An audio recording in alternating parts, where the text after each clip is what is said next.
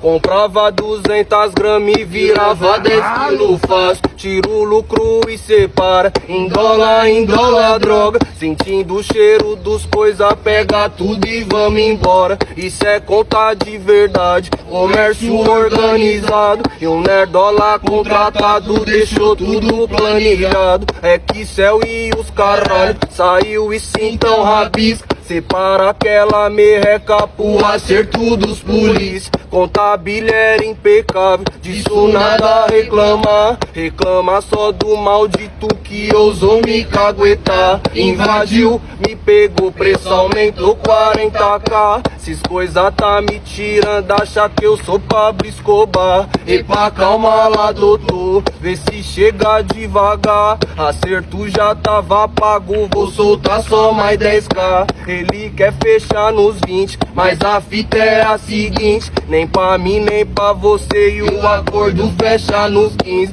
3 segundos tá pensando e o negócio já foi fechado.